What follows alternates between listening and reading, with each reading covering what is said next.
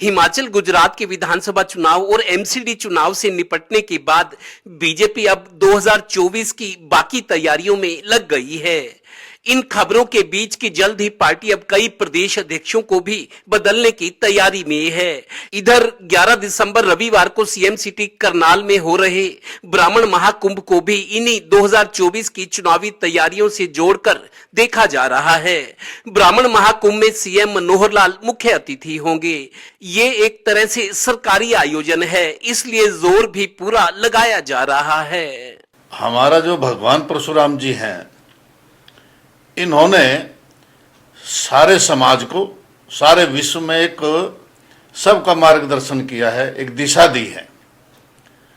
और उन्होंने उस समय बहुत से आतंकवादियों का सफाया किया था और समाज में ब्राह्मण का क्या महत्व है, इस बात को उन्होंने साबित किया था। गौरतलब है कि इस आयोजन को भगवान परशुराम जयंती के उपलक्ष्य में ब्राह्मण महाकुंभ का नाम दिया गया है।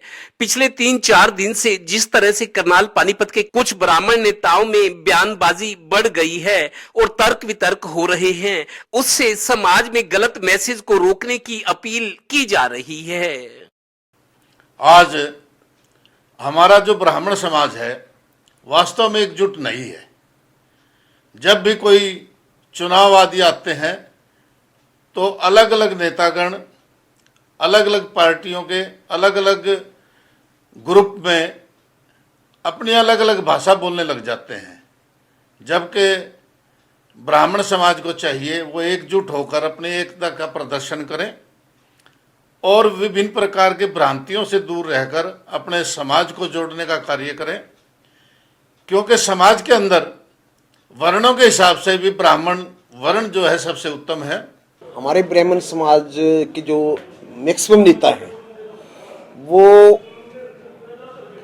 मेंढकों की तरह, जैसे बरसात में बरसाती मेंढक बाहर निकल कर आते हैं, उसी प्रकार ब्राह्मणों के इमोशनों को कैश करके और चीप राजनीति करते हैं।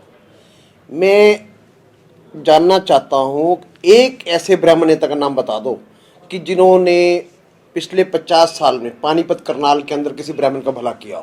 गौरतलब है कि समाज हर बार चुनाव से पहले इस तरह की गतिविधियों को कुछ ब्राह्मण नेताओं के व्यक्तिगत स्वार्थ से जोड़कर देखता है। उनका कहना है कि कुछ सियासी लोग हर बार ये खेल खेलते हैं। बहरहाल रविवार को हो रहे ब्राह्मण महाकुंभ को लेकर जीटी रोड बेल्ट में तैयारियां जोर पकड़ रही है। सरकार की ओर से सीएम ब्राह्मण समाज के लिए कोई घोषणा भी कर सकते हैं। सूत्र बताते हैं कि इस ब्राह्मण महाकुंभ को लेकर केंद्रीय नेतृत्व से भी कुछ दिशा निर्देश मिले हैं। इसलिए महाकुंभ के मंच पर ब्राह्मणों के अलावा 36 बिरादरी के लोग नजर आ सकते हैं, क्योंकि आगे 2024 है।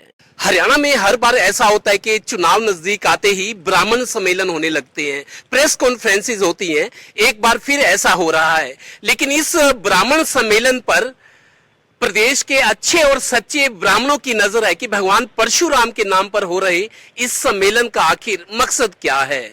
कैमरामैन राजेश कुमार के साथ Virendra Kathoria, total news, Panipat bureau.